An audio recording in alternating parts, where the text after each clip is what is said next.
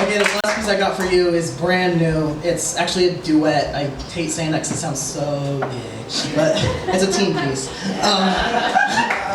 It's me and my friend Kurt here. It's called Cinderella Man. Woo!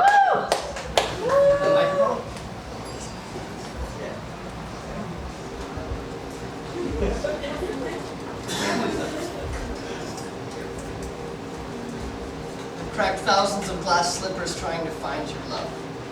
The closet next to the door is filled with my shards leaking all over. Oh, shards leaking my blood all over the brand new palace carpet.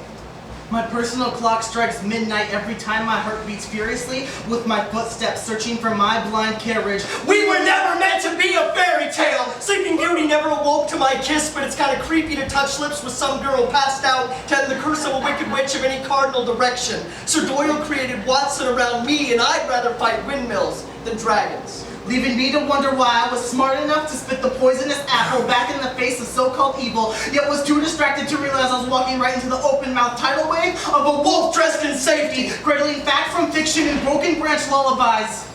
My floppy ears flap in the wind, covering the giant glowing U on my chest, but only for moments. And in brief stints of ecstasy, my ears become my cape and I leap mud puddles. Running faster and faster atop floors covered in sticks and hay that used to be welcoming houses, all the while still having to leap buildings made out of brick in a single bound, all the while hearing the faint beat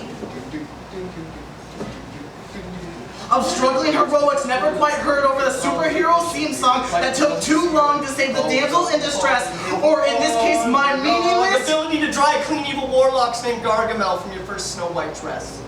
Pardon my absence of happy endings, but I grew up knowing Prince Charming was an asshole. Slowly clenching my fists tightly, thinking about those strands of hair I never got to climb or weave into gold. Thinking about all those bridges I slept under to hide insecurities, the people who could potentially hurt me when my storybook romances usually involve saving a future stripper from a Hercules imposter. They never even wore glass shoes, they just encouraged my cracked knuckle fists to find glass jaws until my lungs were filled with exhaustion, yet Papa was king. And let them eat cake, for cake is still not rotted on the inside or tainted with broken dreams. I've cut my marionette strings, formed a noose that fits around my wooden neck, leaving us to still be standing for one last round, ultimately realizing the clock has struck midnight and I am still dancing, and I run faster than 6 blind mice dressed as white horses. and I no longer have to idly sit by and pretend that I am Cinderella Man.